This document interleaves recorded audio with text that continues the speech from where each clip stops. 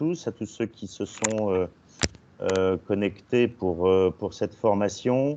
Je remercie Yves et les équipes de NextStage d'avoir accédé à notre demande afin de dispenser cette formation sur le capital investissement.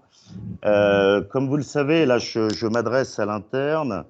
On a une gamme d'UC au sein de nos contrats qui est extrêmement étoffée, une des plus larges du marché. Cependant, et ce n'est pas la période que nous venons de vivre qui nous a confortés dans cette idée, même si ça a un peu aidé, mais il faut trouver d'autres solutions d'investissement que l'on pourrait proposer à nos clients.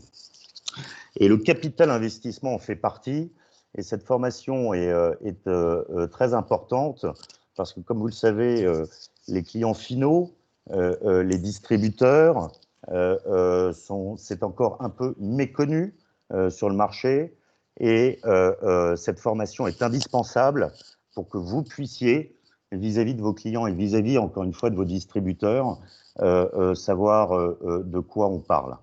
Donc, c'est une formation qui va durer à peu près 1 heure.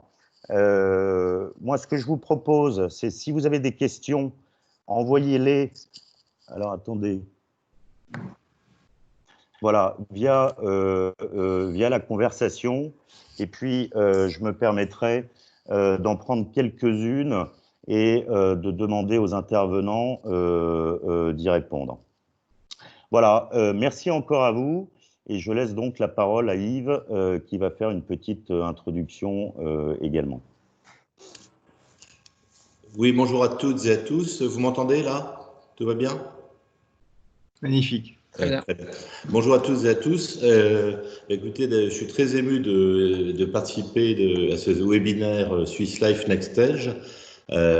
Pour ceux qui me connaissent, ceux qui nous écoutent, ils savent qu'une grosse partie de mon cœur est restée chez Swiss Life.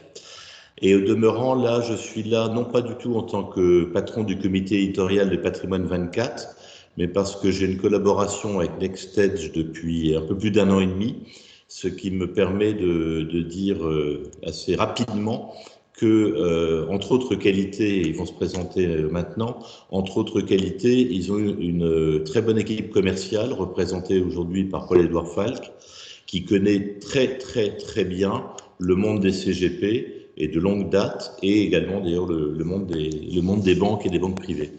Donc il va y avoir 2 intervenants.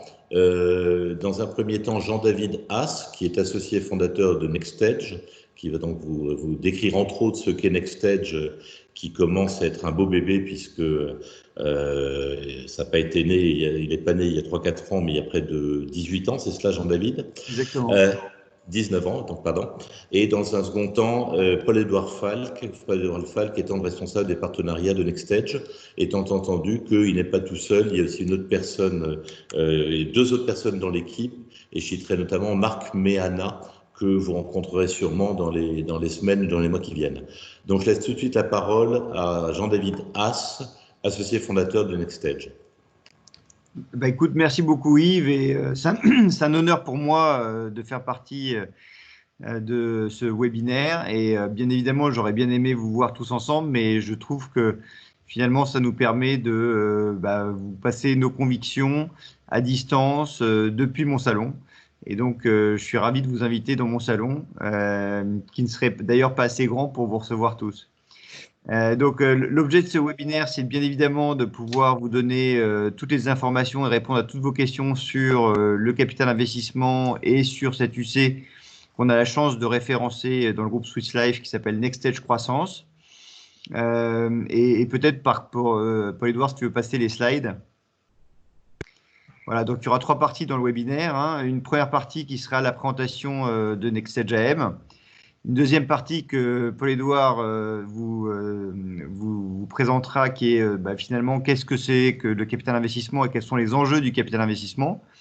Et puis une dernière partie sur cet UC, le pourquoi et quel est l'intérêt pour vous de pouvoir préconiser cet UC à vos clients. Alors, Nextage AM, c'est une aventure d'entrepreneur. C'est finalement, c'est un peu aussi l'histoire de ma vie, hein, parce que j'ai commencé très tôt dans l'entrepreneuriat en sortant des bancs de l'EM Lyon, puisque j'avais des copains polytechniciens qui avaient monté une petite start-up dans l'Internet. Ils avaient besoin d'un directeur financier. Et donc, on a lancé NetValue dans la fin des années 90. Hein, c'était les premières start-up Internet françaises. Et puis, on a eu beaucoup de chance puisque la société s'est cotée en bourse. Elle a été une des premières licornes françaises, hein, puisqu'elle a capitalisé 1 milliard d'euros. Et moi, je devais faire l'armée, donc j'ai dû vendre mes actions à ce moment-là pour aller apprendre le financement LBO en coopération dans une banque française à New York. Et c'est à New York que j'ai rencontré donc mon associé Grégoire, qui lui-même était entrepreneur également dans les médias et l'Internet, et qui voulait monter un fonds. Ce fonds, pourquoi on voulait le monter finalement? C'était parce que nous, on avait connu le capital investissement français à l'époque, qui était en fait souvent d'anciens banquiers qui avaient été recyclés dans des fonds d'investissement soit bancaires, soit privés. Et on s'est dit que les entrepreneurs français méritaient finalement le capitalisme que nous on voyait aux États-Unis, c'est-à-dire un capitalisme d'entrepreneurs, un capitalisme qui peut accompagner dans les phases de croissance et de décroissance, et qui n'est pas juste un capitalisme financier. Et donc c'est comme ça, autour de cette conviction, qu'on a créé en 2001 à New York Nextage AM. Alors en bon entrepreneur, on avait fait un business plan, mais on n'avait pas prévu le 11 septembre. Donc post 11 septembre, on s'est dit que 2 Frenchies à New York, ça allait être extrêmement compliqué. Et on s'est rapatrié et on a eu l'agrément de l'AMF en 2002 à Paris. Et donc là, on a commencé notre métier d'investisseur avec un premier fonds de 3 millions d'euros. Donc on faisait des investissements de 200 000 euros. Notre premier investissement à l'époque, pour mémoire, c'était des magasins de location de ski qui voulaient passer online. Et donc on a été les premiers à se lancer dans la location de ski en ligne, qui est aujourd'hui 75% du marché de la location de ski. Et donc, on a fait des rencontres. Hein, et dans ces rencontres, il y a eu des très belles rencontres. En 2008, on a eu la chance de rencontrer la famille Pinault et notamment Patricia Barbizet, qui a siégé et qui est actionnaire de Nextage AM depuis 12 ans maintenant. On a renforcé notre équipe d'investissement progressivement en 2008 également, puis en 2010. En 2012, on a fait rentrer le groupe Amundi, qui a pris 12% de notre capital.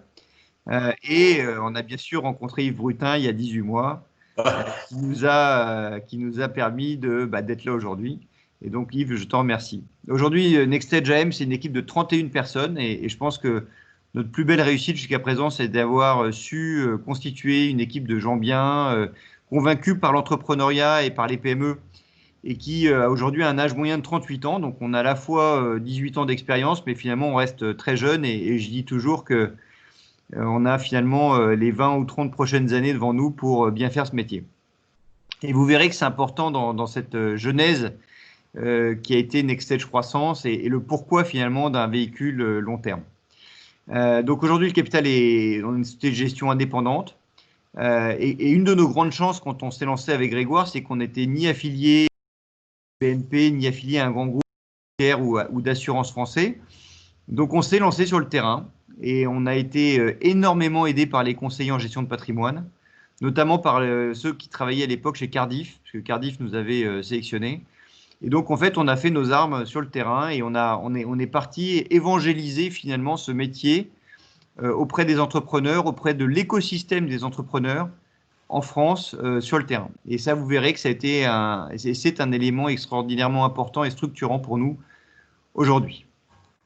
Donc, on veut rester indépendant, on veut garder cet ADN d'entrepreneur, on veut continuer à évangéliser parce qu'on pense que c'est vraiment une très belle classe d'actifs qui est souvent mal compris, mal connue et qui a c'est vraiment ses lettres de noblesse dans l'assurance vie et l'épargne retraite. Et ça, c'est nos convictions et on tient à vous les faire partager. Alors, l'important, et je dis toujours que finalement, c'est un peu, quand on veut s'associer avec un entrepreneur, c'est un peu comme le quart d'heure américain dans ces rallyes ou dans ces boîtes de nuit, c'est-à-dire que l'entrepreneur a le choix. Les meilleurs entrepreneurs ont le choix de leurs associés et de leurs investisseurs. Et donc, ce qui a fait notre force et ce qui a, entre guillemets, permis finalement d'avoir nous aussi du choix, c'est toute la valeur ajoutée qu'on a su créer, qu'on a su apporter depuis 20 ans à ces entrepreneurs.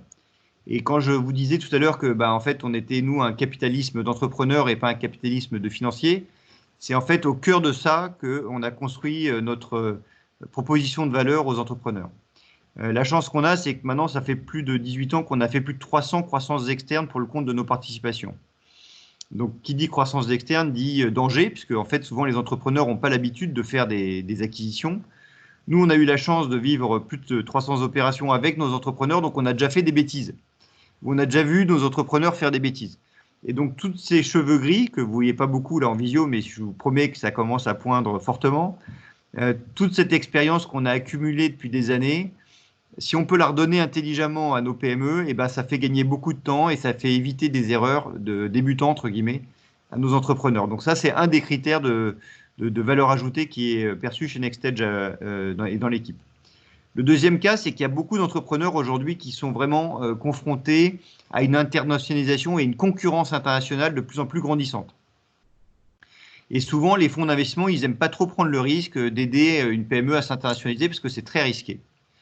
Et la force de NextEdge AM, c'est que maintenant, depuis 20 ans, on a accompagné des PME en Inde, aux États-Unis, en Chine. Et ça s'est fait à chaque fois. En tout cas, on a eu beaucoup de chance et ça s'est plutôt très, très, très bien passé. Parce que d'abord, une part, on a un très bon réseau international. Hein. On s'est connus aux États-Unis, on a encore des bons contacts là-bas. On a Grégoire, ça, son beau-frère qui vit en Chine. Donc, on a vraiment autour de nous un écosystème très amical et très bienveillant pour accueillir justement nos PME quand elles prennent ces risques-là. Et donc, ça, c'est vraiment quelque chose qui est très recherché par les entrepreneurs et qui nous différencie fortement. La troisième, c'est qu'on a une culture d'innovation et une culture digitale chez nous qui est très forte. Puisque Grégoire et moi, on a fait nos armes là-dedans, le reste de l'équipe également. Et donc, c'est vrai qu'on est face à des sociétés qui sont soit digitales aujourd'hui, soit qui doivent absolument se digitaliser rapidement. Et donc, ces savoir-faire, et on en reparlera tout à l'heure, sont des savoir-faire hyper importants aujourd'hui pour nos entrepreneurs qui leur permettent justement d'être meilleurs et d'avoir des taux de croissance qui sont supérieurs à la moyenne du marché. Le dernier point, c'est que depuis 18 ans, on voit que quand on s'est implanté en France, les PME, c'était vraiment pas la mode et c'était pas chic. Aujourd'hui, on a beaucoup de cadres qui s'embêtent un peu dans des grands groupes et qui se disent, mais tiens, si je pouvais reprendre ou si je pouvais apporter mon savoir-faire d'organisation financier à des PME, qu'est-ce que ça donnerait? Et en fait, on est un peu les catalyseurs de ça. Et c'est vrai qu'on reçoit beaucoup de CV de cadres de haut niveau. Et l'idée pour nous, c'est de venir infuser ces CV dans nos PME pour justement, via des management packages, via des rencontres, renforcer nos PME qui ont du coup le potentiel de devenir des entreprises de taille intermédiaire. Et ça, c'est vraiment quelque chose qu'on passe beaucoup de temps et on va continuer à s'y consacrer. Et puis enfin, deux derniers points, c'est qu'à force de voir des gens intelligents et des entrepreneurs intelligents avec des modèles économiques innovants, intelligents, finalement, ça nous donne une vision transversale qui peut nous permettre d'améliorer les modèles économiques des PME. Et ça, c'est vraiment un point qui est hyper important, c'est que dans un même secteur, vous pouvez avoir deux très bons entrepreneurs, mais celui qui va gagner, c'est celui qui aura le meilleur modèle économique. Et donc ça, c'est vraiment des choses qui nous font avancer et qui nous font réfléchir et aider les PME. Puis dernier point, on s'est aperçu, et on adore ça, que ce qui est important, c'est que les gens se rencontrent. Alors là, en ce moment, depuis un mois et demi, c'est pas évident. En tout cas, on le fait par visio, mais c'est pas évident de le faire en physique. En revanche, on organise énormément d'événements et de ce qu'on appelle, on a un club entrepreneur qui se réunit 3 à 4 fois par an, qui nous permet de connecter ce qu'on appelle connecting the dots. C'est pas moi qui ai inventé ça, c'est notre ami Steve Jobs qui en parle dans son livre. Mais c'est vrai que c'est super sympa de pouvoir, sur des thématiques sectorielles, sur des thématiques de modèle économique, sur des thématiques d'innovation, sur les bases de données, de pouvoir échanger et faire se rencontrer des gens de qualité. Et on a déjà eu des très très belles naissances au sein de ce club entrepreneur, soit via des joint ventures, soit via des rencontres intéressantes. Alors je vous ai pris 2 exemples là, qui traduisent un peu ce savoir-faire et cet accompagnement. Il y a un groupe, pour ceux qui aiment le nautisme, qui s'appelle Fontaine Pajot, qui est un groupe qu'on accompagne maintenant depuis 5 ans, qui a quadruplé de taille en 5 ans. Donc, on l'a fait à la fois en croissance organique et internationale, puisque aujourd'hui, le groupe Fontaine-Pajot est un des plus gros groupes exportateurs français, puisqu'il a plus de 80% de chiffre d'affaires qui se fait à l'international. On l'a aussi par acquisition, puisqu'on a racheté un concurrent monocoque qui s'appelle le groupe Dufour, pour justement donner une offre globale au groupe Fontaine-Pajot à l'international, ce qui était très recherché par les distributeurs. Il a innové également, parce qu'on est en train de sortir les premiers bateaux à moteur électrique. Et donc, je pense que ça, c'est vraiment un point essentiel. On a renforcé à la fois la gouvernance et les équipes. Et puis, on les a challengés un peu sur leur organisation industrielle et leur optimisation financière. Donc ça, c'est vraiment des choses qu'on fait au quotidien. Et c'est pour ça que dans nos PME, on est toujours au conseil d'administration pour avoir un accès et un levier sur la réflexion et sur la gouvernance. Un deuxième exemple qui est un peu moins connu, mais qui, pour ceux qui s'intéressent au secteur de la sécurité, est une très belle réussite, c'est qu'on a aidé le groupe Vulcain, qui était un groupe qu'on a créé avec Michel Dardenne, et on a racheté 22 sociétés dans le secteur de la sécurité incendie. Et puis, on a revendu ce groupe au groupe Cycli. Et donc, en fait, on a permis à ce groupe de passer de 0 à 55 millions d'euros de chiffre d'affaires en 4 ans. Voilà, donc ces petits exemples de savoir-faire.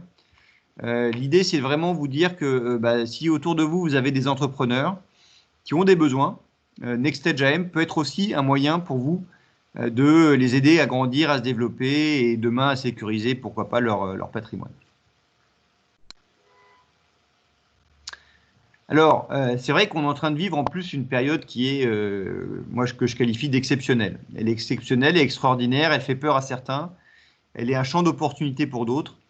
Ce qui est sûr, c'est que depuis que l'Internet se diffuse progressivement dans l'économie, les comportements des utilisateurs, des clients, est en train d'évoluer fortement. Et je pense que vous en êtes aussi très, très conscient chez Swiss Life, puisque vous êtes au contact quotidien de clients et vous voyez bien que les modes d'évolution de notre société sont vraiment en train d'évoluer à toute vitesse. Et que la crise du Covid, d'ailleurs, est également une opportunité pour toutes ces entreprises digitales qui permettent de toucher les gens à distance sans forcément qu'il y ait un contact physique. Et donc, nous, ce qu'on constate, c'est qu'il y a 4 tendances de fond qu'on voit naître, qui ne sont pas des tendances sectorielles, qui sont vraiment des tendances de consommation tout à fait nouvelles. Et qui mettent en valeur plusieurs choses. D'abord, il y a une chose qui est mise en valeur, c'est tout ce qui va toucher à l'économie de l'émotion et de la qualité de l'expérience client. C'est-à-dire que la valeur de nos émotions, et on a fait beaucoup d'investissements autour de l'émotion, est en train de prendre une part vraiment prépondérante dans le choix de consommation des clients. La deuxième, c'est que de plus en plus, notamment les jeunes, n'ont pas forcément les moyens de posséder et qui donc veulent vivre ce qu'on appelle, nous, une économie du partage et à la demande.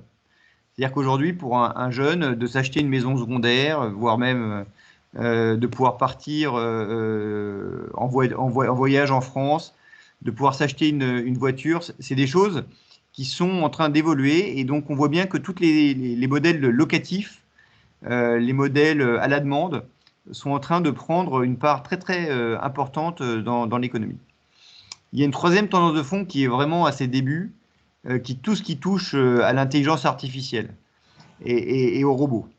J'ai eu la chance pendant cette crise du Covid à me replonger dans mes vieux livres et je me suis notamment, entre guillemets, refait toute la série des Asimov.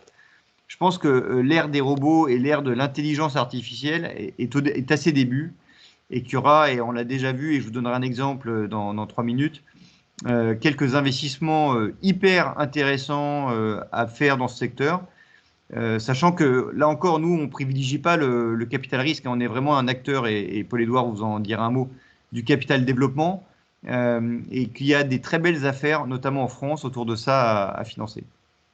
Puis il y a une quatrième tendance de fond, qui est un peu le fruit, et qui va s'accélérer également, qui est un peu le fruit des excès, on va dire, du XXe siècle et de la surconsommation de notre population, finalement, et de nos populations dans le monde, qui est que de plus en plus, les Français, les clients veulent une économie autour de la croissance verte et une économie qui se veut beaucoup plus positive que ce que ça n'a été.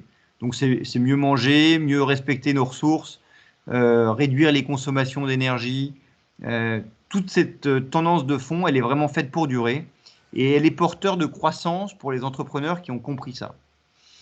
Donc là, on n'avait pas beaucoup de temps, mais pour ceux qui le souhaitent et qui le veulent, mon associé a écrit un livre qui est, je trouve, extraordinairement enrichissant et qui permet justement d'aborder ça. Et d'ailleurs, s'il y a des demandes, Yves, je compte sur toi pour que on puisse faire une petite distribution peut-être au sein des équipes de Swiss Life pour partager un peu nos convictions. Qui s'appelle Vive la troisième révolution. Je ne sais pas si vous le voyez bien à l'écran. Vive la troisième révolution industrielle.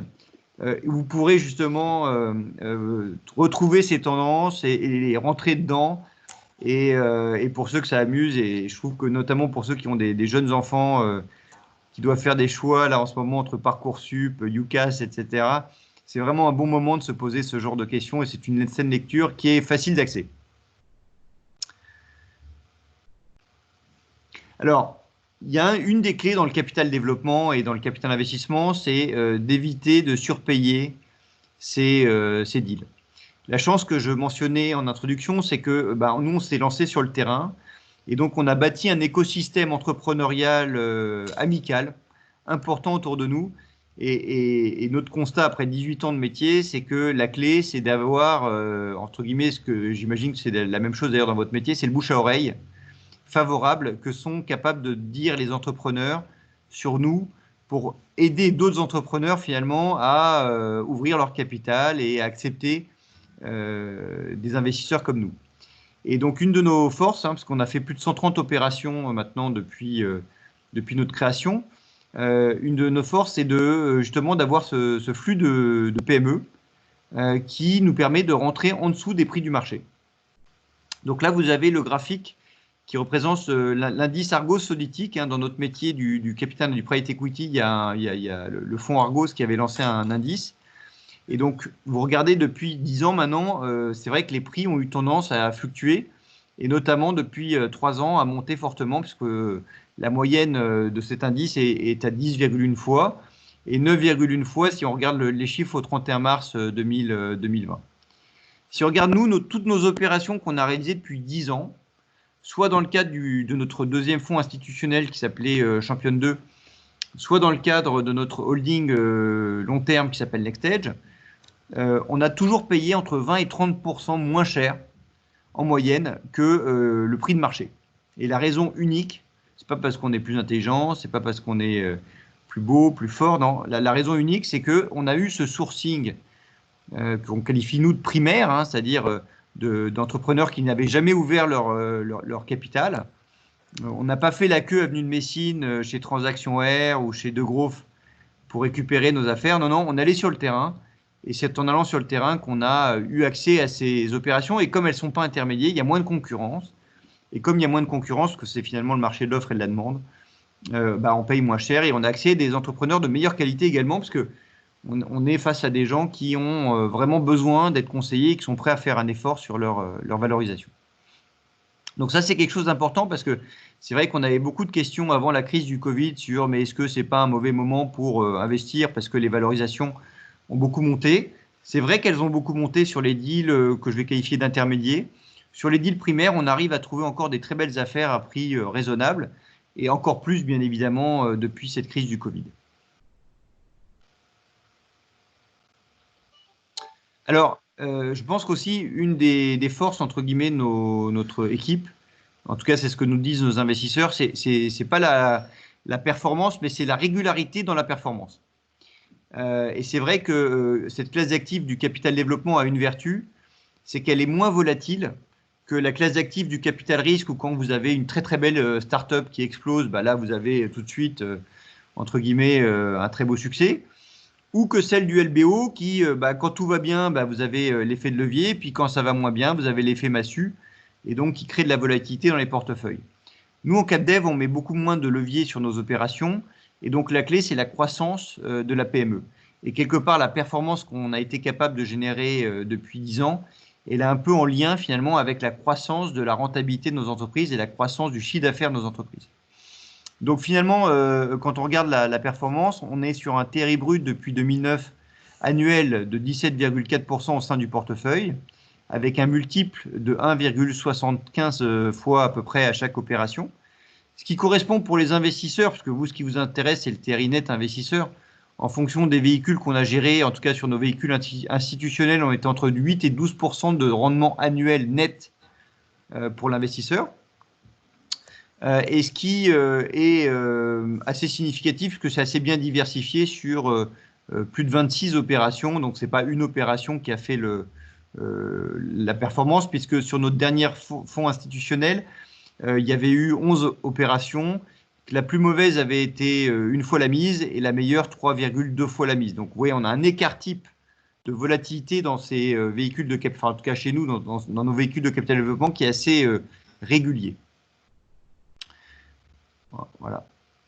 Alors, c'est là où je laisse la main à Paul-Édouard. Merci Jean-David. Donc, bonjour à tous. Je suis Paul-Édouard Falk, responsable des partenariats. Donc, en direct du bureau, avec la chance d'être le seul dans un bureau de 8 personnes. Alors, en revanche, il y a un petit écho. Je ne sais pas si… Moi, je t'entends très bien. D'accord. Bon, moi, j'ai un petit retour, mais ce n'est pas très grave. Je vais vous présenter une partie qui, pour moi, est essentielle pour vendre du capital investissement, notamment l'assurance vie. C'est tout simplement un petit peu le b.a.-ba du capital investissement et comprendre l'intérêt de la classe d'actifs dans son patrimoine. Alors déjà, il y a un point qui est extrêmement important et je pense que Jean-David a essayé de vous montrer durant la première partie, c'est que notre métier, et encore plus aujourd'hui avec ce qu'on vit actuellement, a un rôle qui est essentiel pour notre économie. Pourquoi? Tout simplement parce qu'on a un beau métier qui est quelque part assez simple, c'est l'investissement dans des PME. Et cet investissement va leur permettre effectivement en fonction de la phase de maturité de la société, de pouvoir les aider à se développer.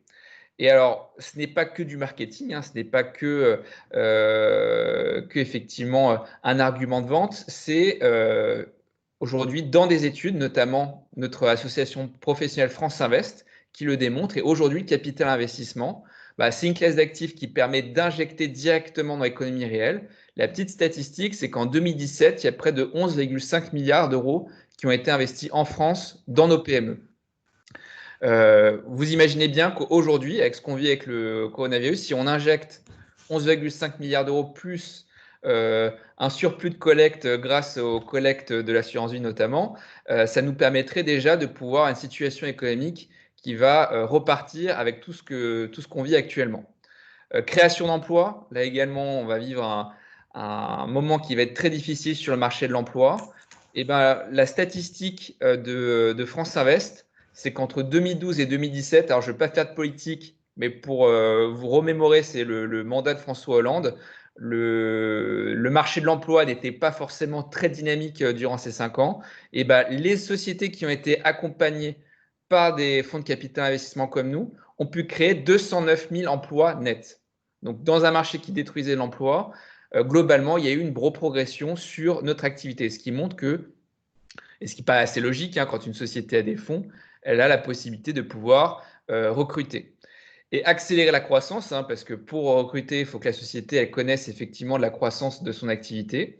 Et grosso modo, une société accompagnée par un fonds de capital investissement va faire 2 fois plus de croissance qu'une société toute seule dans son coin. Donc clairement, en fait, ça va donner des forces à la société pour se développer. Et ça, c'est un petit peu aussi notre cheval de bataille depuis 2002, créer des grands champions français et européens pour qu'elles puissent bien se développer. Alors là, on a vu effectivement sur l'aspect économique. Après, bien évidemment, le but, c'est effectivement pour les clients de pouvoir gagner de l'argent. Et le point qui est très important dans notre classe d'actifs, c'est une classe d'actifs qui est performante, voire qui surperforme les autres classes d'actifs. C'est également une donnée de notre association professionnelle France Invest, en fait, qui recense la performance de l'ensemble des fonds de capital investissement depuis les années 80. Et en moyenne, sur 15 ans, la performance annualisée du capital investissement, c'est 11,20%. Alors, il y a quand même un point qui est extrêmement important, parce que si effectivement on avait 11,20% par an, je pense que tout le monde ferait du capital investissement depuis une trentaine d'années. Pour avoir ce niveau de performance, il faut que ce soit investi sur le long terme. Et ça, vous le verrez notamment avec la solution qu'on va vous présenter, Next Stage Croissance. C'est qu'au début, quand vous allez créer un véhicule d'investissement, vous allez rentrer dans une phase, vous allez construire le portefeuille, vous allez accompagner les PME. Comme vous pouvez vous en douter, la valorisation des PME, on ne va pas avoir plus 300% de la valeur en l'espace de 2 ans. C'est plutôt sur un cycle, nous, qui est autour de 5-6 ans minimum d'accompagnement pour pouvoir créer de la valeur. Et en gros, tous les fonds de capital investissement, si en moyenne, ils font 11,20%, ça se fait en général sur des durées de 8-10 ans d'investissement. Donc, pour avoir une bonne réussite du capital investissement et une bonne compréhension pour les investisseurs, il y a une part de risque, hein, on investit dans les PME. Mais si on investit, qu'on diversifie bien, bah sur le long terme, on peut avoir effectivement des performances qui sont très intéressantes et surtout, il faut être patient. Et ça, je pense qu'on va vous le présenter sur Next Stage Croissance. C'est typiquement un véhicule qui va nécessiter du temps pour délivrer de la performance. Mais clairement, la classe d'actifs du capital investissement est une classe d'actifs qui performe. Et ça, je pense que ça, c'est également un élément qui va vous aider par rapport à la crise qu'on vit, parce que bien évidemment, vous doutez bien que depuis début mars, on a eu quelques appels sur effectivement quelque part une inquiétude hein, sur les fonds de capital investissement. Et la force aussi, c'est que c'est une classe d'actifs qui est très résiliente. Là, vous avez les performances par millésime. Eh bien, on peut voir effectivement que sur des millésimes 2008, 2009, hein, qui sont des millésimes quand même de crise, des millésimes avant la crise, 2007, 2006, bah, globalement, on a su, notre métier, générer de la performance. Et pourquoi? Et ça, je pense que c'est vraiment une grosse force de notre métier, c'est qu'on peut être investi sur le long terme. C'est-à-dire, par exemple, une période actuellement dans nos fonds, donc on a des sociétés dans lesquelles on investit. Contrairement à d'autres classes d'actifs, on n'a pas la nécessité de revendre nos sociétés au moment où on est en plein crash boursier. Donc, ce qui nous permet de pouvoir accompagner les sociétés en période de crise et au moment où on ressort effectivement de la crise, bah, de pouvoir mieux bénéficier du rebond vu qu'elles ont été un petit peu plus aidées que d'autres sociétés un peu plus seules dans leur coin. Donc, il y a vraiment une résilience dans notre classe d'actifs et je pense que c'est un élément important également par rapport au contexte actuel. Alors, juste peut-être, parce qu'il y a une question, Edouard, sur la différence entre le capital risque, le capital investissement. Ça, si tu peux soit nous trouver une slide là-dessus, parce que je pense que c'est bien de pouvoir donner un peu de background là-dessus. Et puis juste sur l'histoire des millésimes, bien évidemment, les millésimes post-crise ont à peu près 30 à 40% de performance en mieux que les millésimes pré-crise. Donc c'est vrai que la phase qu'on vit, qui à notre avis n'est pas finie, hein, est plutôt prometteuse entre guillemets, et je pense que le millésime 2021, 2020, fin 2020 devrait être des bons millésimes. Tout à fait. Alors sur les phases, alors j'ai malheureusement pas de slide, mais vous allez voir, c'est effectivement assez simple. On a un grand métier qui est le capital investissement et on a plusieurs sous-métiers dans le capital investissement. Vous avez la première phase, hein, c'est le moment où la société elle est vraiment au tout début de son activité. Hein, c'est un petit peu la phase start-up. C'est la phase capital risque, où là, vous allez avoir des fonds de capital investissement, donc de capital risque, qui vont investir un petit peu sur des jeunes pousses et qui vont faire le pari que la société, effectivement, à un moment donné, elle va exploser. Hein. Donc, ça peut être typiquement, pour des exemples très concrets, un exemple français, Blablacar, par exemple. À un moment donné, c'était un jeune pousse qui, à un moment donné, a été accompagné par des fonds et qui a explosé par la suite et qui est devenu une licorne. Donc ça, c'est pour la belle histoire. Après, les capitalistes, la difficulté, c'est qu'il faut être bon parce que vous avez un taux de défaillance qui est extrêmement important. C'est-à-dire que vous allez chercher, sur 10 investissements, vous allez chercher 1 à 2 pépites pour effectivement 8 investissements qui vont avoir soit de grosses difficultés, voire vont disparaître dans les années qui viennent. Donc c'est un métier où il y a quelque part une capacité à générer de la très forte performance sur les pépites et effectivement un nombre assez important de sociétés qui vont avoir des difficultés dans leur développement. Il y a la phase d'après, donc c'est la phase de capital développement que Jean-David a justement exposé par rapport à Next Stage AM.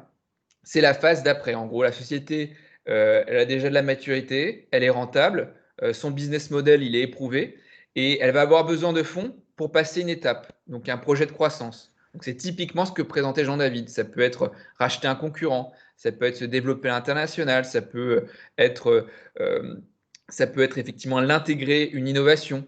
donc plein d'aspects qui va faire qu'à un moment donné, la société qui est déjà rentable, le but c'est qu'elle continue à progresser. C'est une phase qui est extrêmement importante parce que c'est grâce à cette phase que vous créez en fait les ETI champions français et européens.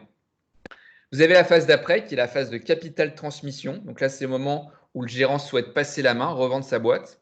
Et là, vous avez beaucoup de fonds que vous connaissez peut-être, qui s'appellent des fonds de LBO, et qui vont en gros racheter les titres d'un entrepreneur qui a passé plusieurs années sur son activité et qui vont racheter effectivement ces titres en financement avec de la dette, et qui est un système un petit peu différent du capital développement parce qu'il va y avoir moins la notion de croissance pour générer de la performance, mais plus une notion d'effet de levier financier. Et après, vous avez une dernière phase qui malheureusement, on va, je pense, en entendre de plus en plus parler dans les mois qui viennent, c'est la phase de capital retournement. Et c'est la phase, en gros, où la société elle a deux doigts d'aller au tapis et là, elle va avoir besoin de fonds pour effet, comme son nom l'indique, pour pouvoir retourner sa situation et pouvoir rebondir. Ce qu'il faut retenir, nous, dans cet environnement NextEdge AM, c'est qu'on est vraiment focus capital développement ou à la marge des opérations de capital transmission quand il y a un projet de croissance, de reprise d'entrepreneurs.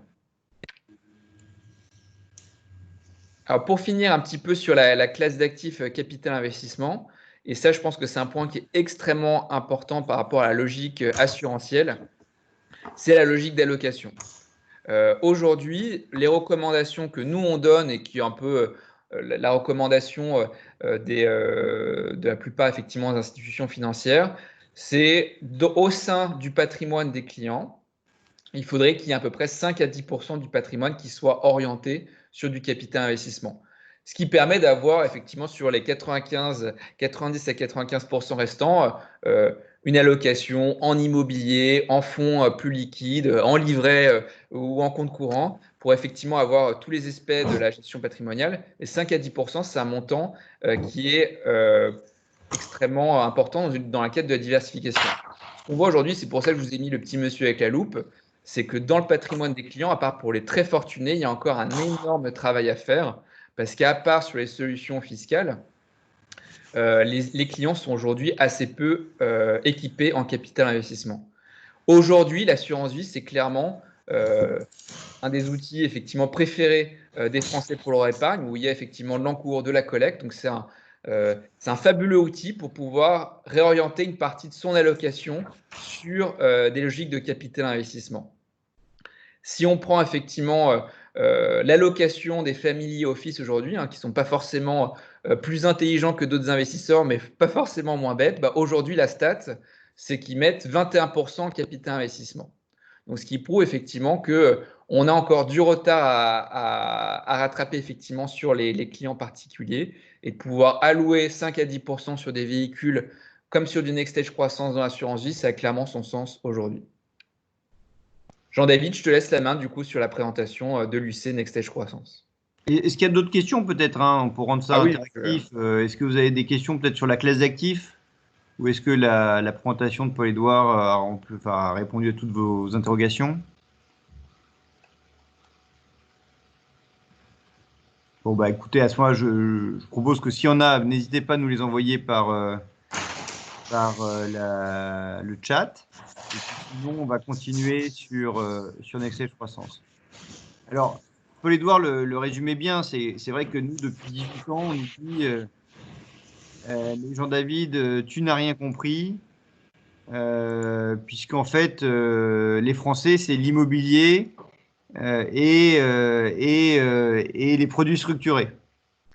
Je crois d'ailleurs, chez Swiss Life, il y a une vraie expertise dans ces deux métiers. Et c'est vrai qu'en fait, quand on parle à nos clients, et puis c'est aussi l'assurance vie. Et c'est vrai qu'il y a à peu près 2000 milliards d'euros qui aujourd'hui sont investis soit en assurance vie, soit en épargne retraite sur des classes d'actifs que je vais qualifier de taux, peu risqués et qui ont fait leurs preuves d'ailleurs par le passé, notamment dans les phases de crise comme on a pu vivre. Et nous, notre conviction, c'est que comme l'a expliqué Paul-Édouard, c'est qu'il y a vraiment un intérêt à la fois en termes de régularité de performance, en termes de diversification, en termes d'implication et de choix finalement forts, de conviction pour les clients que d'aller sur le capital investissement dans une logique de moyen-long terme. Et donc, on a réfléchi, on a écouté nos clients, on a parlé aussi pas mal avec nos amis d'Artemis qui ont cette culture du long terme via leur holding familial et patrimonial. Et on a eu l'idée, puis on a regardé aussi ce que faisaient nos confrères, et on a eu l'idée de créer finalement un truc que vous connaissez très très bien en assurance vie, c'est-à-dire une UC. Donc Nextage Croissance, c'est une UC. Sa singularité, c'est qu'au lieu d'investir sur des actions cotées ou des actions ou des PME cotées, elle va investir dans des PME non cotées. Et donc, ça, c'était le premier sujet. Le deuxième sujet, c'est de se dire comment faire, et c'était vraiment un sujet complexe parce que c'est un peu une équation impossible. Comment faire pour rendre finalement un outil non coté, pas liquide, liquide. Donc là, on a beaucoup réfléchi et on s'est dit, mais tiens, si la société sous-jacente de Nextage Croissance était les liquides, c'est-à-dire si elle était cotée en bourse, comme les Raseo, comme les Wendel, à ce moment-là, on aurait une liquidité quasiment quotidienne qui nous permettrait de rendre ce véhicule qui investit effectivement dans des PME non cotées, de le rendre tout à fait liquide et qu'on puisse ainsi le loger en assurance vie. Donc, ce qu'on a fait, on a pris notre courage à deux mains et c'était franchement très innovant et très en avance et très avant-gardiste aussi à l'époque, c'était il y a 4 ans. D'abord, on a réussi à convaincre le gouvernement de faire les modifications qui étaient nécessaires dans les lois de finances depuis 3 ans. Et puis, on a créé ce véhicule de zéro et on l'a coté en bourse. Et d'ailleurs, je tiens à remercier tous les gens qui nous ont fait confiance à ce moment-là, qu'ils soient assureurs, entrepreneurs, grandes familles, puisqu'on a quand même à ce jour réuni plus de 200 millions d'euros dans ce véhicule coté en bourse et plus de 30 millions d'euros dans cette UC qui a déjà, entre guillemets, 4 ans de recul. Et donc, on a commencé à faire nos premiers investissements et avec une logique qui est de dire il faut diversifier le véhicule pour que finalement on donne un portefeuille intéressant et attractif à nos clients. Donc aujourd'hui, on a déjà fait la moitié du chemin, puisqu'on a fait 19 investissements depuis 4 ans. Qu'en moyenne, le chiffre d'affaires de nos PME, comme le rappelait Paul-Édouard, ce n'est pas du capital risque. On est sur des sociétés qui sont en moyenne à 67,8 millions d'euros de chiffre d'affaires, qui ont un taux de rentabilité supérieur à 10%, qui a un taux de croissance supérieur à 20%, et qu'en moyenne, on a acheté 7,5 fois le résultat d'exploitation. Donc, vous voyez, ce sont des chiffres qui sont assez raisonnables depuis 4 ans, puisque, comme je le rappelais, sur les dernières années, les opérations ont plutôt été valorisées autour de 10 fois le résultat d'exploitation. Voilà. Et donc, on tient à remercier Swiss Life qui nous a référencé et qui a investi ses fonds propres dans notre UC Nextage Croissance. Ce qui nous permet maintenant de, entre guillemets, faire profiter à vos investisseurs et à vos clients de ce véhicule. Puisque le ticket d'investissement, mais Paul-Édouard reviendra là-dessus sur les caractéristiques techniques, il y a un ticket d'investissement minimum, je crois, qui a été baissé à 25 000 euros, et vous ne pouvez pas en mettre plus de 30% dans vos contrats. La chance d'avoir une UC pour nous, c'est que dans un fonds classique, la durée de vie du fonds s'autodétruit au bout de 10 ans en private equity. Là, on a un véhicule qui a encore 95 ans de durée de vie et qui donc peut accompagner. Donc ça a deux vertus. Ça lui permet, d'accompagner des PME, et on va en parler, qui ont un horizon soit familial, soit parce qu'on a un jeune entrepreneur qui n'a pas envie de vendre au bout de 4 ans. Et puis 2, il y aura effectivement des opérations plus classiques. Au bout de 3-4 ans, on sortira, ou 4-5 ans, parce que c'est la durée moyenne constatée par le passé. Au bout de 5 ans, on sortira du capital de nos affaires. Et on pourra réemployer, puisque ce véhicule va capitaliser au cours de des 95 prochaines années. Mais comme il est liquide, ceux qui veulent rentrer rentrent, ceux qui veulent sortir sortent. Nous, ça nous permet en termes de gestion d'avoir entre guillemets le meilleur des mondes et de pouvoir rester investi dans les meilleurs dossiers longtemps.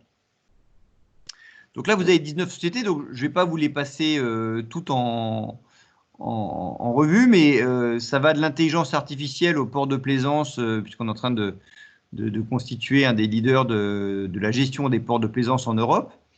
Donc, je suis sûr que vous aurez des questions. Je suis sûr que certains d'entre vous connaissent certaines de nos sociétés, donc je réserve un peu pour les questions-réponses si vous avez des questions sur le portefeuille. Alors, je donne 2 exemples.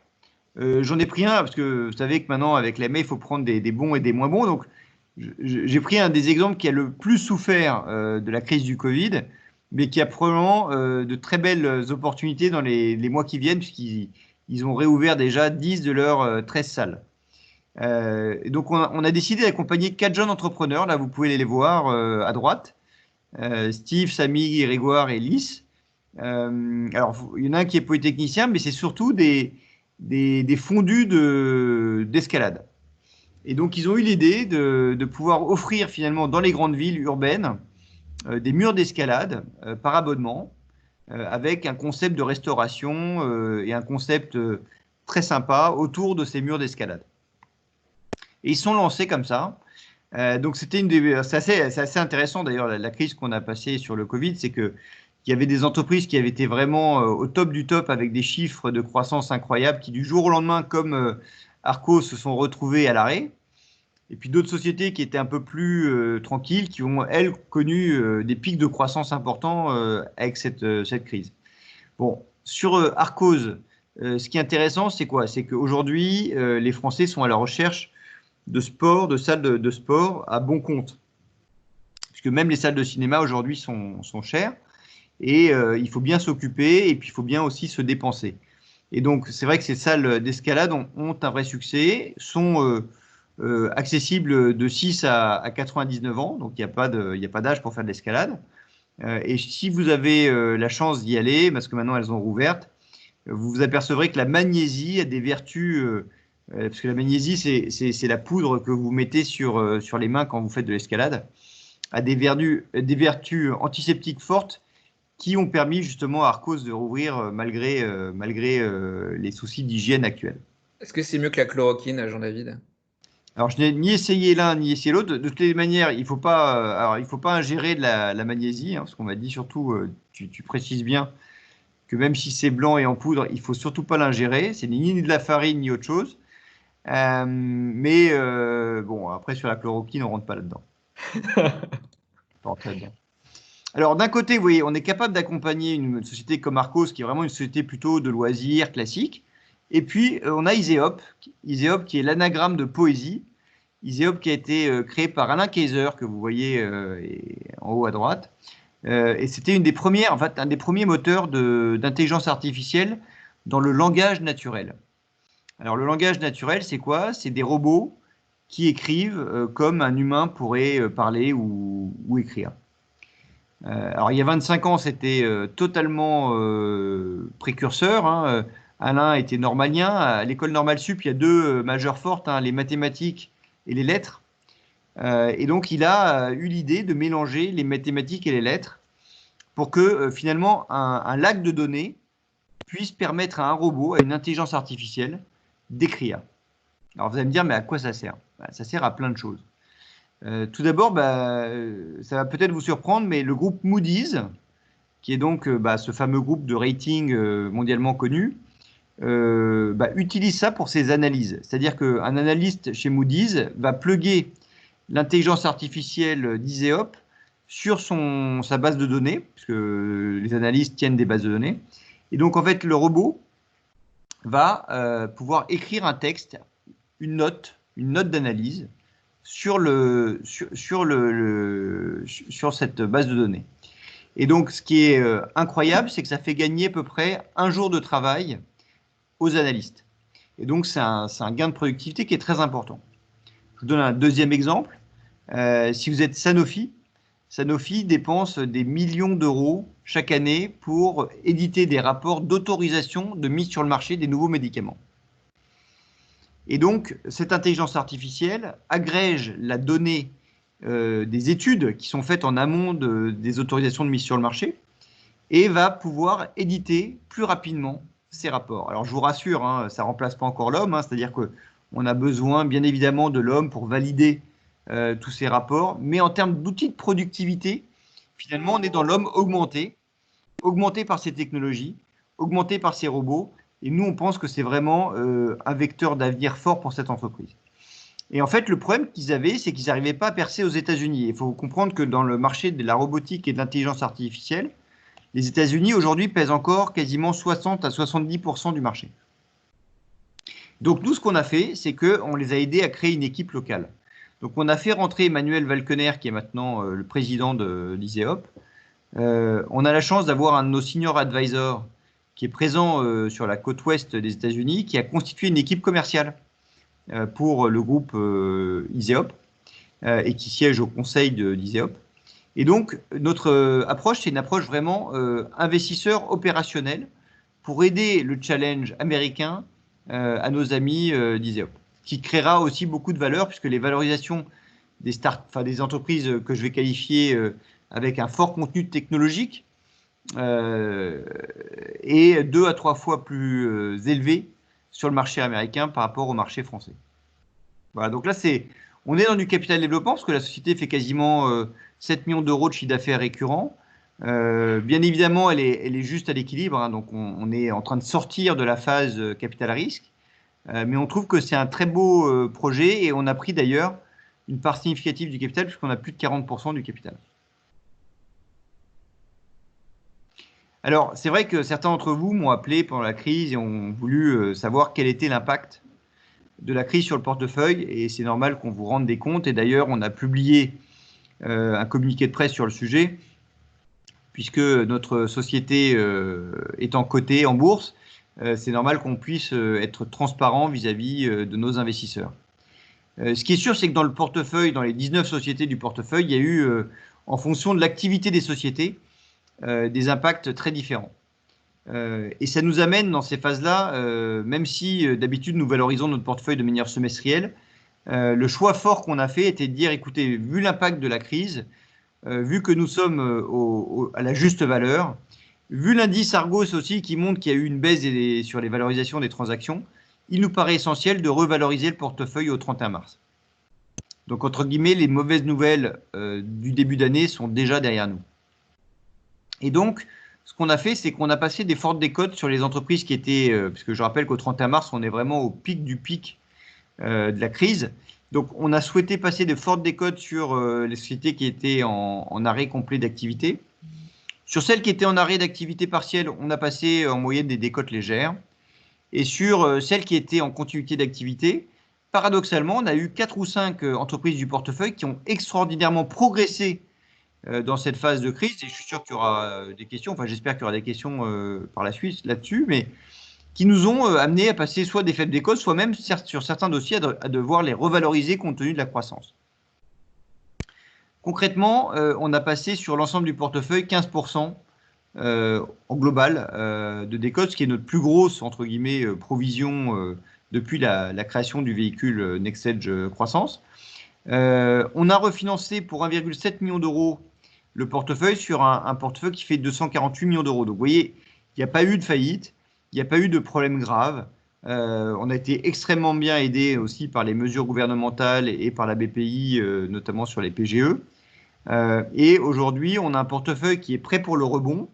D'ailleurs, ce matin, on avait un closing auquel, malheureusement, je n'ai pas pu aller, mais mon équipe était présente, puisqu'on a une des entreprises du portefeuille qui va annoncer ce soir qu'elle a fait une acquisition pendant cette crise du Covid. Donc, on va avoir des opportunités dans les semaines qui viennent pour rebondir et puis pour profiter aussi d'opportunités de consolidation. Alors, si on regarde un peu le parcours depuis l'origine, vous allez me dire, Jean-David, c'est quand même un peu l'encéphalogramme plat. Alors, je vais vous donner un peu de recul par rapport à ça. Donc là, vous avez l'évolution de la valeur Next Edge Croissance depuis la création. Donc, c'était un véhicule qu'on a lancé à 1 000 euros et qui aujourd'hui, je sais pas quelle date c'est, ça ressemble au 30 mai, on est à 859,7 euros et c'est une valeur qui est bimensuelle. Donc, c'est une décote de 14% depuis la création du véhicule, de 7,5% depuis le début de l'année et sur 12 mois glissants de 7,2%. Ce que je peux vous dire, c'est que dans nos fonds de capital investissement, puisque maintenant ça fait 18 ans qu'on en gère, on en a plus d'une vingtaine, il y a toujours au début du lancement du véhicule ce qu'on appelle nous la courbe en J. La courbe en J, c'est quoi? C'est que au début d'un véhicule, vous avez les frais de constitution du véhicule, vous avez les provisions quand il y a des mauvaises nouvelles, vous avez les frais de transaction, et donc vous avez finalement et puis vous avez les commissions de gestion également. Vous avez une baisse de valeur qui est constatée. Historiquement, dans nos fonds, on a eu une baisse de valeur à la 4e année entre moins 12, et tu m'arrêtes si je dis des bêtises, Paul-Édouard, et moins 30%. Là, aujourd'hui, on est à moins 14%. Donc, c'est probablement un des véhicules les plus, enfin, en tout cas, les mieux nés qu'on gère depuis notre création. Ce qui est encourageant pour l'avenir parce que historiquement, quand vous avez des véhicules qui sont entre guillemets bien nés par rapport à des véhicules qui sont moins bien nés, vous avez un impact au bout de 7-8 ans qui est important sur la valeur, puisque souvent l'indice de décote, qui n'est pas une garantie, puisque les performances passées ne préjugent pas des performances futures, mais sur les fonds de capital investissement, ce n'est qu'au moment des cessions des premiers dossiers que vous allez avoir une reconstitution de la valeur et de l'actif. Et donc, généralement, les cessions interviennent au bout de 5-6 ans. Donc là, on a un véhicule qui a 4 ans, donc on peut penser que dans les 24 prochains mois, nous allons avoir les premières sorties, les premiers fruits de nos investissements historiques. Donc c'est vrai que c'est pour ça que j'appelle que ces fonds, pour moi, enfin, Nextage Croissance, pour moi, c'est du secondaire permanent, c'est-à-dire que à tout moment, vous pouvez rentrer sur un véhicule qui existe déjà et faire quelque part une opération de secondaire. Et puis, vous pourrez en sortir à tout moment également.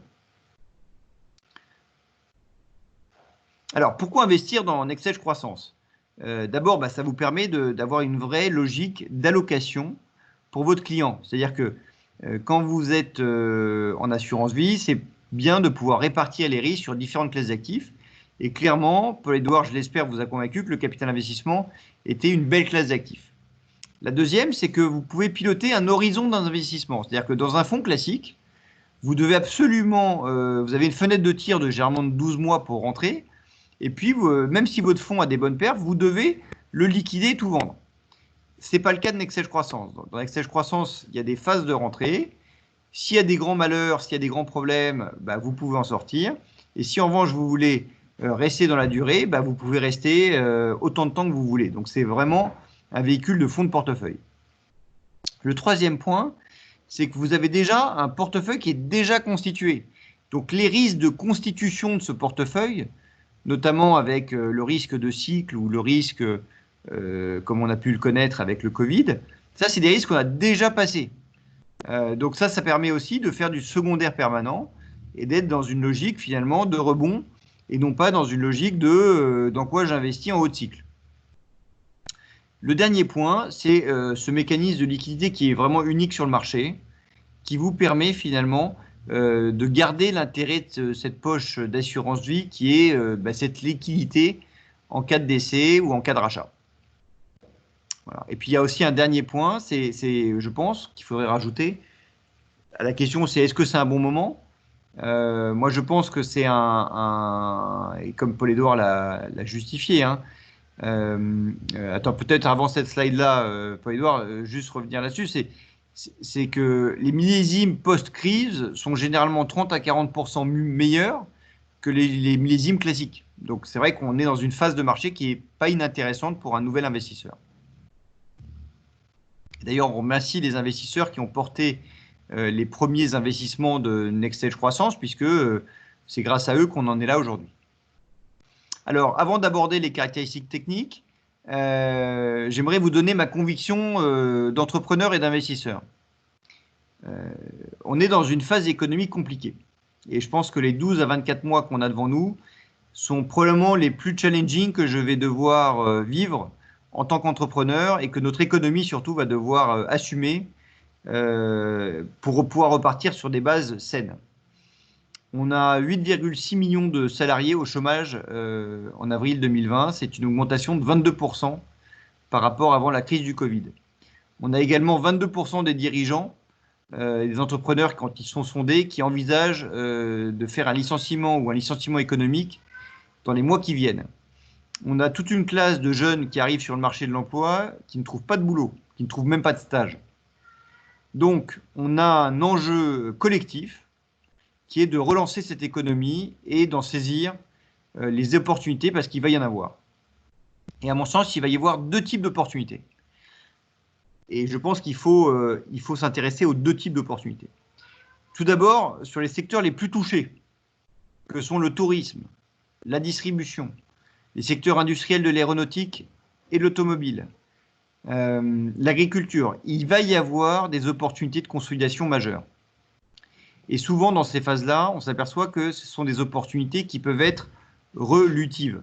L'opération relutive, c'est-à-dire que vous rachetez des entreprises qui valent moins cher que ce que vous valez, et donc mécaniquement, vous créez de la valeur de par votre valorisation par rapport à la valorisation de vos cibles. L'opération qu'on a signée ce matin, qui est encore confidentielle jusqu'à ce soir, mais je vais quand même vous la décrire, c'est une de nos sociétés du portefeuille de NextEdge Croissance, qui rachète une petite société spécialisée à une valorisation inférieure à notre valorisation à nous, mais très rentable, dont le dirigeant a des problèmes de santé et qui veut vendre. Et donc, il est très content qu'on puisse le soulager, entre guillemets, parce qu'il n'est pas en état de gérer et de continuer la gestion de son entreprise, et il souhaite trouver un repreneur. Donc, c'était des discussions qu'on avait amorcées avant la crise du Covid, sur lesquelles on s'était mis d'accord avant la crise du Covid, qu'on va exécuter aux conditions d'avant la crise du Covid, mais qui sont quand même de très bonnes opérations, puisqu'elles vont nous permettre de créer des synergies, de créer de la valeur ajoutée rapidement.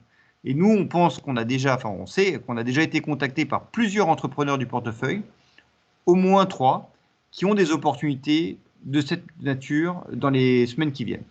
Donc ça, on va les aider à consolider dans cet instant finalement un peu unique qu'on est en train de vivre. La deuxième, c'est que vous avez des entreprises qui sont plus digitales, qui sont plus orientées autour peut-être de la santé et des innovations autour de la santé, qui sont qui ont extraordinairement bien passé la crise du Covid. Et celles-là ont des taux de croissance importants et vont avoir besoin d'accélérer leur croissance dans les semaines et les mois qui viennent. Et donc, il y a un dossier qu'on a déjà à l'étude, mais il y en a d'autres qui sont...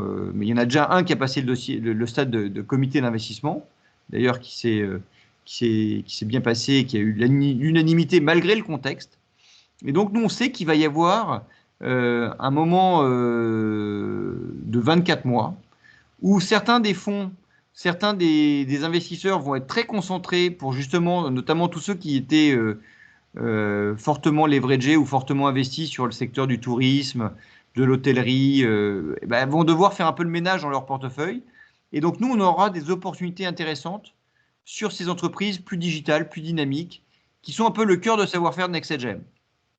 Donc, pour ces 3 raisons, et c'est pour ça que je trouve ça très bien, Yves, d'avoir pu organiser cette conférence call, je pense qu'on a vraiment besoin de vous. On a besoin de vos investisseurs, on a besoin de vos clients pour soutenir et relancer notre économie, et que NextEdge Croissance est un excellent véhicule pour pouvoir le faire, et que vous n'aurez pas le risque aussi de millésime, puisque comme c'est un véhicule long terme, vous serez beaucoup moins sujet aux différents millésimes et au risque de se retrouver à devoir liquider un portefeuille finalement à un mauvais millésime. Voilà un peu ce que je voulais communiquer avec vous aujourd'hui. Avant qu'on passe aux questions. Et je crois qu'il y avait les caractéristiques techniques. Paul-Édouard, tu voulais en dire un mot ou... Très, très rapidement, effectivement, comme tu as dit tout à l'heure. Alors, ok. Donc, c'est un véhicule. Donc, Swiss Life n'en a pas d'exclusivité, puisque c'est un véhicule qu'on peut retrouver chez AXA, Apicil, Spirica, GEAS. Donc, il est éligible, bien sûr, au contrat d'assurance vie, de capitalisation et demain d'épargne retraite en France. Si vous avez des demandes sur l'assurance vie luxembourgeoise, on peut également trouver des solutions pour l'assurance vie luxembourgeoise. Donc, n'hésitez pas à nous le faire connaître. Il a un code ISIN. Il va fêter ses 4 ans le 4 août. Valorisation. Pardon ? Non, je disais, ça y est, il est je parle sous contrôle de Christophe, il est de facto référencé depuis 8 ou 10 jours. Donc, tout est prêt pour les souscriptions maintenant. Oui, tout à fait. Voilà, alors il y a un écho là. Il y a un petit écho. Hop. L'auditeur, c'est KPMG, le dépositaire, Société Générale. Il y a 1,10 de frais de gestion annuels sur NextEdge Croissance. Et la durée de l'investissement, en fait, elle est. Alors, c'est vrai qu'on conseille souvent quand même un horizon plutôt de 7 à 10 ans pour cette durée d'investissement. Mais si vous voulez rester plus longtemps, vous n'avez aucun problème à rester plus longtemps compte tenu de la nature de cette UC. Voilà. Voilà, donc je suis prêt à répondre à toutes vos questions. J'espère qu'elles seront nombreuses. Christophe? Christophe? Non. Vous entendez là? On vous entend. Ok. Juste une petite précision. Je ne sais pas si tout le monde déroule les conversations, enfin le module conversation. Oui, une petite précision. Le ticket d'entrée, en effet, sur les documents de présentation est à 50 000 €. Sachez que en fin de semaine dernière, nous avons convenu de le passer à 25 000. Hein. Donc je confirme la question posée par Frédéric Cormy, si vous l'avez lu, que le ticket d'entrée a baissé de moitié, déjà.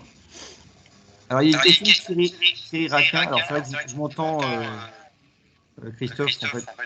Il faudrait juste, je pense, enlever le micro. Ah. Voilà. Donc là, je ne m'entends plus. Vous m'entendez? Oui, Jean-David, oui. Super. Donc, en fait, il y a une question de Thierry Raquin qui dit « Cette liste de 19 investissements va certainement évoluer ». Eh bien, évidemment. Nous, on pense, historiquement, quand on a fait un peu la création de ce véhicule, on s'est dit qu'on allait garder probablement 30% du portefeuille dans la durée et que 70% des PME, au bout de 5 ans, on serait content d'offrir de la liquidité à nos entrepreneurs et de pouvoir justement utiliser cet argent pour soit se renforcer sur les dossiers les plus prometteurs, soit faire de nouveaux investissements. Donc, je pense qu'il y aura un socle d'une dizaine de PME sur les 40, qui va être un socle de long terme sur lequel on va vraiment capitaliser dans la durée. Et puis, vous aurez 30 investissements plus classiques qu'on va faire tourner progressivement au bout de 5-6 ans.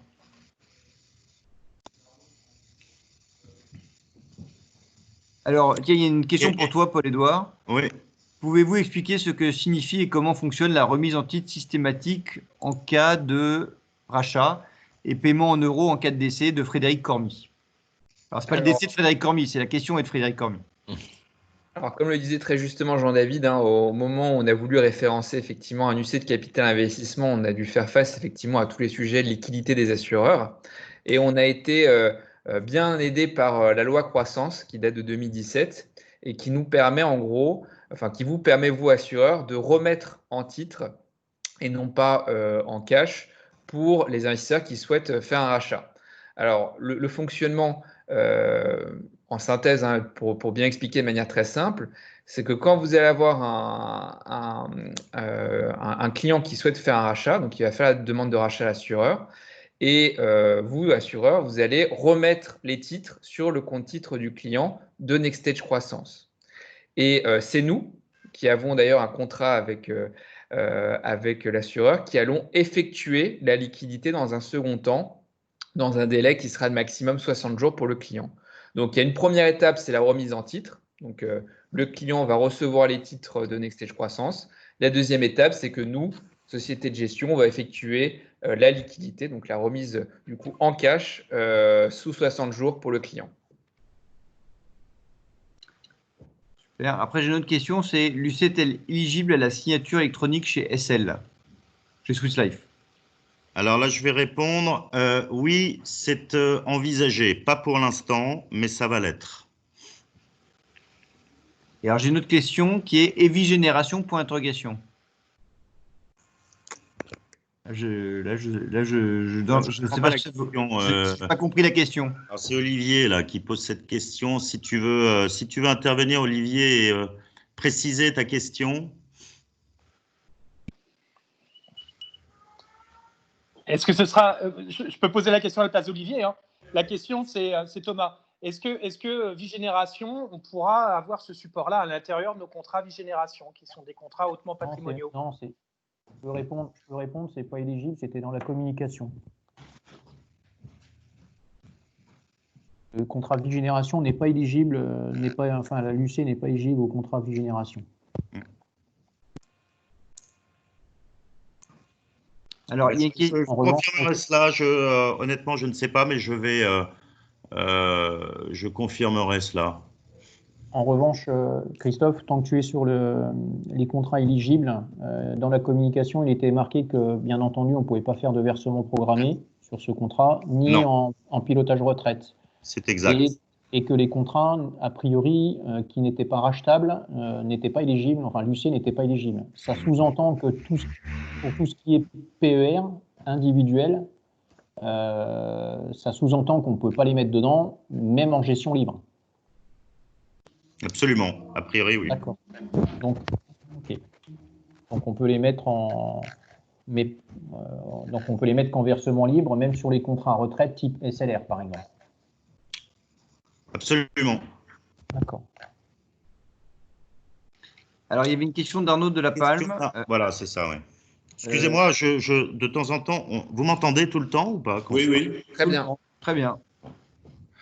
Arnaud de la Palme qui dit, cher Christophe, quel est le lien entre l'évolution de la VL du véhicule coté et la valo des sous-jacents qui semble pour le moins décorrélée? Alors, ça c'est une excellente question.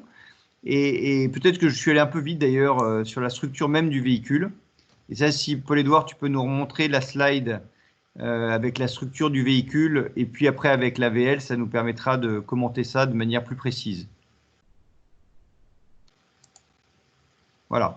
Donc, en fait, pour que ça soit éligible à l'assurance vie française, il fallait créer cette UC qui est Nextage Croissance, qui a une valeur bimensuelle. Et puis, pour offrir la liquidité, il fallait un véhicule liquide qui ne pouvait pas être ce véhicule-là parce que sinon, il n'aurait pas pu être éligible à l'assurance vie française. Donc, qu'est-ce qu'on a fait? On a coté, nous, le sous-jacent qui est détenu aujourd'hui à 95%. Donc, vous vous retrouvez dans Nextage Croissance, vous avez 95% de titres Nextage qui est coté en bourse et 5% de trésorerie. En revanche, c'est vrai que Nextage fluctue en fonction des annonces qu'elle peut faire sur son actif net. Donc, en fait, vous avez une UC qui est corrélée quasiment totalement au cours de bourse de Nextage et la variation de cours de bourse de Nextage dépend d'une part des annonces qu'elle fait au marché et d'autre part aussi des anticipations que font certains investisseurs au marché. Donc, si je prends par exemple le graphique de VL, on a eu deux moments un peu durs à passer jusqu'à présent sur cette UC. Alors, il y a eu effectivement le Q4. Alors là, on le voit très, enfin, il faut des bons yeux en tout cas. On a eu le Q4 2018 où la VL est passée grosso modo de 958 € à 858. Donc, il y a une baisse de 100 €. Et en fait, qu'est-ce qui s'est passé à cette phase-là?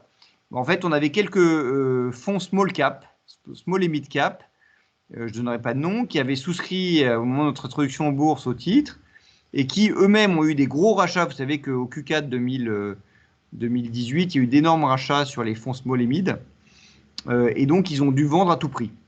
Et donc nous, qu'est-ce qu'on a fait pour contrer entre guillemets ça? En fait, on a utilisé le cash qui était disponible dans notre société Nextage pour acheter des titres à bon compte. Donc ça a été un effet relutif pour nos investisseurs.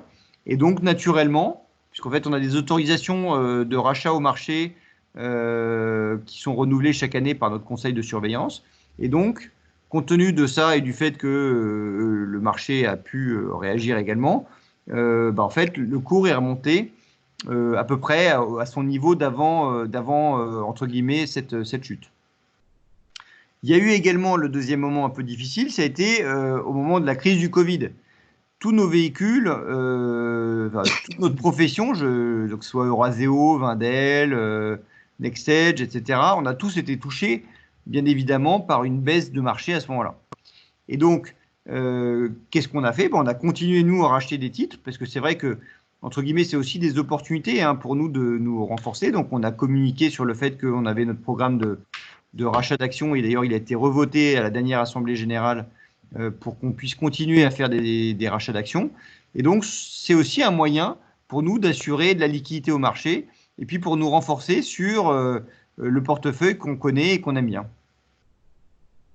Voilà, je pense que ça doit répondre à votre question, Arnaud. Je l'espère en tout cas. Et pour compléter ce que dit Jean-David, c'est vrai que pour bien comprendre la structure, je pense qu'il y a un exemple, alors, sans qu'on fasse exactement la même chose, on est quelque part à une sorte de petit Raseo. Et sur toutes ces holdings d'investissement qui sont cotées mais qui investissent dans des boîtes non cotées, globalement, sur le long terme, la valorisation boursière suit la valorisation du portefeuille non coté. Et c'est plus ou moins aujourd'hui ce qu'on peut voir sur Next Stage Croissance, avec, comme l'a dit très justement, ces deux événements, quatrième trimestre 2018 et crise sanitaire. Mais sur le long terme, on est convaincu que le cours de bourse va continuer effectivement à suivre notre portefeuille qui aujourd'hui, même si effectivement on a des très bonnes nouvelles sur les sociétés, n'a pas encore connu de cession majeure. Et dans notre métier, c'est à ce moment-là où on arrive effectivement à capter la valorisation du fonds. Et c'est justement parce qu'on n'a pas encore fait de cession que ça peut potentiellement être encore un bon moment pour rentrer sur le véhicule.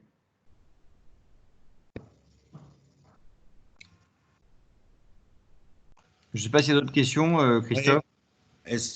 Moi, je n'en vois pas là dans le chat, là, mais si quelques personnes veulent intervenir et poser une question. Peut-être remettre le portefeuille quand même, parce que c'est toujours intéressant s'il y a des questions jamais sur s'il y a des sociétés que vous connaissez dans l'assistance ou sur lesquelles vous avez d'ailleurs un avis en tant que client, parce qu'il y a certaines sociétés. Ah voilà. Alors un mot sur Fontaine-Pajot. Alors Fontaine-Pajot, d'abord, nous on est dans la holding, on est indirectement dans Fontaine-Pajot, parce qu'on est dans la holding familiale qui s'appelle la Compagnie des Catamarans, qui est détenue par Jean-François Fontaine et qui est l'actionnaire majoritaire en fait du groupe Fontaine-Pajot, qui lui-même est coté en bourse. Ce que je peux vous dire, alors je ne sais pas quelle est la question exactement, Monsieur Pierre Bureau, mais en tout cas, c'est que c'est un groupe qui est familial, dans lequel il y a effectivement plusieurs générations qui sont en train de travailler dans ce groupe, puisqu'il y a à la fois les fondateurs et on en est à la deuxième génération, parce qu'il y a le fils et puis le gendre qui prennent la relève, entre guillemets, progressivement, qui ont vraiment fait leur cheval de bataille de développer à l'international cette société. Alors non, il n'y a pas 97% du capital détenu. Alors je ne sais pas quelle est la question. Nous, on est majoritaire à hauteur de... la holding, la compagnie des catamarans, à 57% de mémoire. Alors je ne sais pas s'il y a peut-être un... J'avais mal lu, c'est 37. Oui, alors c'est ça, il faut des bons yeux. Donc à 57%. Et nous, indirectement, on a 37% de cette holding familiale. Voilà, c'est ça à peu près les répartitions, qui a très très bien vécu la crise de 2008. Enfin, elle a très bien rebondi post-crise de 2008, notamment en se développant à l'international, qui a flexibilisé son outil de production pour justement ne pas avoir à subir des trop forts à-coups de commandes, et qui nous semble très bien positionné pour rebondir sur le marché. Voilà. Alors, j'ai une question sur est-ce que Lynxea distribue l'UC également? La réponse est Lynxea distribue des contrats d'assurance vie, notamment chez Apicil, qui ont cette UC également. Réponse pour Christophe Bourla. Voilà.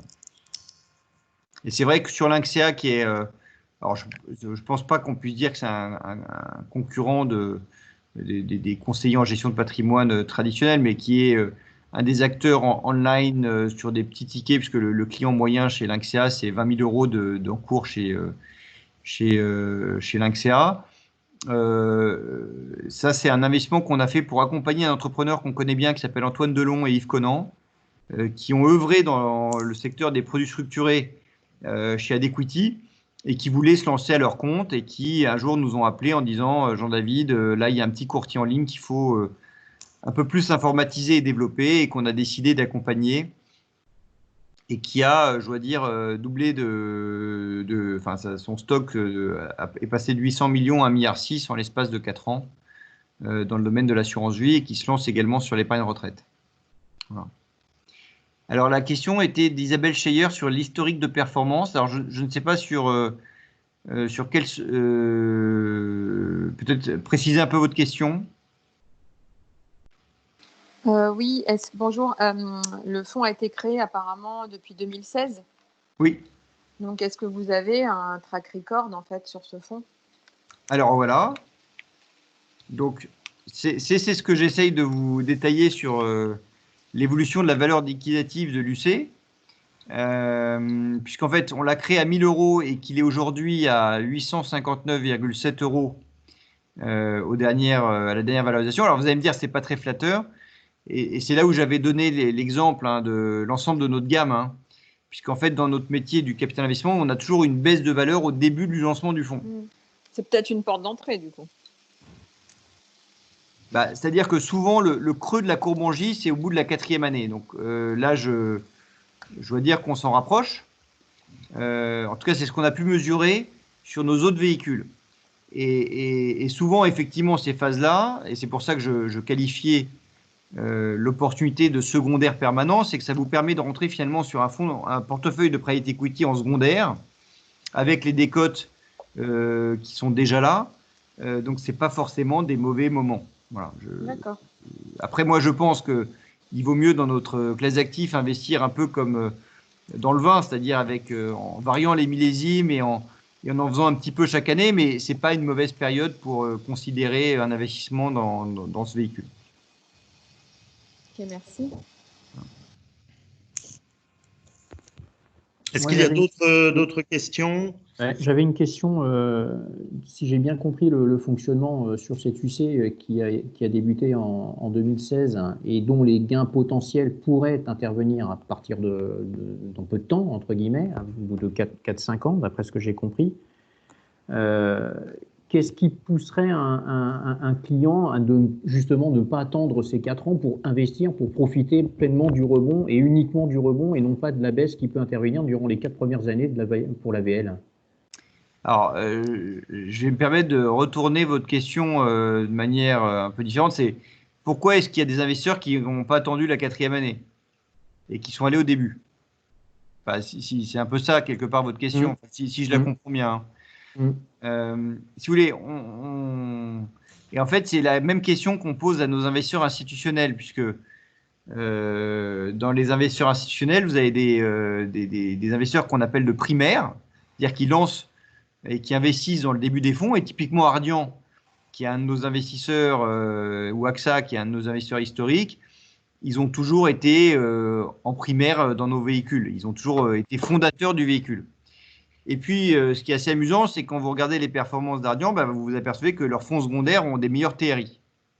Leurs fonds secondaires, c'est ceux qui interviennent sur des fonds qui sont déjà établis et qui rachètent donc des portions de fonds ou qui rachètent certains investisseurs qui ont besoin de liquidité à ces moments-là. Donc, heureusement qu'ils étaient là pour créer le véhicule, parce que sinon, finalement, il n'y aurait jamais d'opportunité de secondaire. Donc, c'est vrai qu'heureusement qu'on a eu des grandes familles. Heureusement que, typiquement, la famille Pinault, la famille Bettencourt, AXA ont été des fondateurs de ce véhicule. Heureusement que les dirigeants de Nextage ont investi dans ce véhicule, puisqu'on a quand même investi, nous et nos familles, à hauteur de 12 millions d'euros dans ce véhicule. Donc, c'est ce qui est significatif pour nous. Parce que s'il n'y avait pas eu ça, il n'y aurait pas ces 19 sociétés qui auraient pu déjà venir être intéressantes pour vous. Alors, nous, on est prêt à l'ouvrir à certains partenaires dans une logique de moyen-long terme parce qu'on y croit, parce qu'on pense que c'est un bon moyen aussi d'attirer, entre guillemets, des nouveaux investisseurs et de profiter de cet effort quelque part de R&D qui a été fait depuis 4 ans. Mais que ce qu'on souhaite, c'est aussi avoir des familles, des entrepreneurs, des investisseurs qui nous accompagnent sur la durée. Donc, si c'est juste pour faire un petit aller-retour de 1 an, 2 ans, je pense que ce n'est pas le bon véhicule et que vous avez probablement des meilleurs conseils à leur donner pour faire de l'arbitrage ou des opérations, entre guillemets, one-shot. Si en revanche, vous êtes dans une réelle logique d'allocation d'actifs et puis aussi de conviction qu'on a besoin d'investisseurs engagés dans les PME et l'économie française. Je pense que c'est un bon véhicule pour venir compléter votre allocation et votre gamme.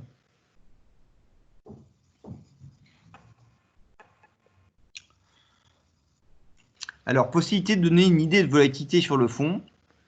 Alors, c'est vrai qu'on ne fait pas, c'est une très bonne question et je pense qu'il faut qu'on s'améliore parce que notre industrie, on n'a pas l'habitude de calculer les volates et les VAR comme dans l'industrie des hedge funds ou l'industrie même de la gestion classique. Et il faudra d'ailleurs que, Paul-Édouard, tu prennes cette question et qu'on essaye d'y réfléchir pour essayer de vous donner des réponses plus financières, entre guillemets. Ce que je peux vous dire, c'est que sur nos fonds institutionnels précédents, généralement, le bas a été atteint autour de moins 20%. Et ce sont des fonds qui ont fini. Alors, c'était des fonds un peu classiques, ce n'était pas des fonds long terme, donc c'est un peu difficile de faire une comparaison totale, mais ce sont des fonds qui ont fini à autour de plus 50% de performance.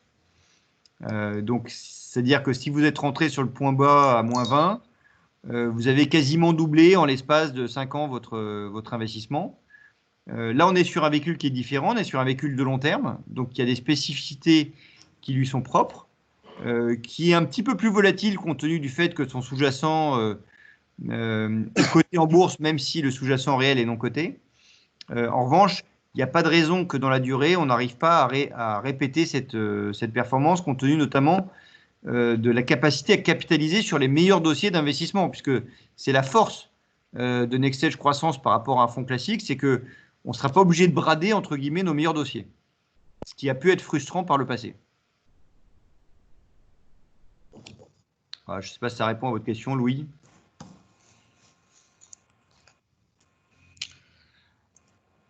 Bon, ce que je vous propose, il est 12h30. On va clôturer. Si vous avez des questions, n'hésitez pas à les poser, à me les faire parvenir. Et à la limite, je vous les transférerai pour que vous nous apportiez votre éclairage.